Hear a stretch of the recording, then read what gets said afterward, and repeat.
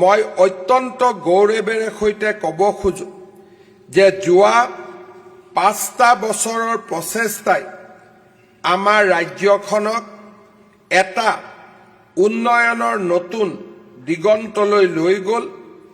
2021-22 চনত যেতিয়া আমাৰ চৰকাৰ শাসনলৈ আহিছিল, অসমৰ জনমূৰি আয় বা ষ্টেট ডমেষ্টিক প্ৰডাক্ট 4 লাখ কোটি টকা আছিল। যোৱা 5টা বছৰৰ প্ৰচেষ্টাত আমাৰ ৰাজ্যৰ জিডিপি এই বছৰ 8,71,000 কোটি টকাত ভৰি দিব আৰু 2028 চনত অসম 10 লাখ কোটি টকাৰ অৰ্থনীতিলৈ ৰূপান্তৰ হ'ব। ই এক ভাবিব নোৱাৰা সফলতা। আমাৰ ৰাষ্ট্ৰৰ যিকেইখন ৰাজ্য 10 লাখ কোটি টকাৰ উপাৰ্জন কৰা বা জিডিপি থকা যিকেইখন এক্সক্লুচিভ ৰাজ্য আছে, তাৰ ভিতৰত অসমো প্ৰৱেশ কৰিব।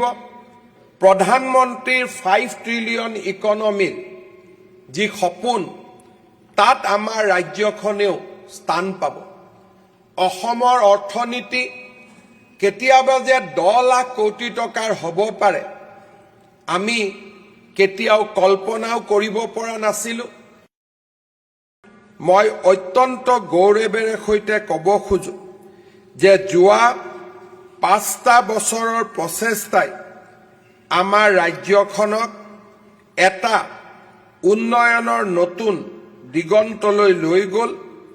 2021-22 চনত যেতিয়া আমাৰ চৰকাৰ শাসনলৈ আহিছিল, অসমৰ জনমূৰি আয় বা ষ্টেট ডমেষ্টিক প্ৰডাক্ট 4 লাখ কোটি টকা আছিল। যোৱা 5টা বছৰৰ প্ৰচেষ্টাত আমাৰ ৰাজ্যৰ জিডিপি এই বছৰ 8,71,000 কোটি টকাত ভৰি দিব আৰু 2028 চনত অসম 10 লাখ কোটি টকাৰ অৰ্থনীতিলৈ ৰূপান্তৰ হ'ব।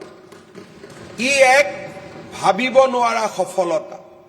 আমাৰ ৰাষ্ট্ৰৰ যিকেইখন ৰাজ্য 10 লাখ কোটি টকাৰ উপাৰ্জন কৰা বা জিডিপি থকা যিকেইখন এক্সক্লুচিভ ৰাজ্য আছে, তাৰ ভিতৰত অসমো প্ৰৱেশ কৰিব। প্ৰধানমন্ত্ৰীৰ 5 ট্ৰিলিয়ন ইকনমিৰ যি সপোন, তাত আমাৰ ৰাজ্যখনেও স্থান পাব। অসমৰ অৰ্থনীতি কেতিয়াবা যে 10 লাখ কোটি টকাৰ হ'ব পাৰে, আমি কেতিয়াও কল্পনাও কৰিব পৰা নাছিলোঁ।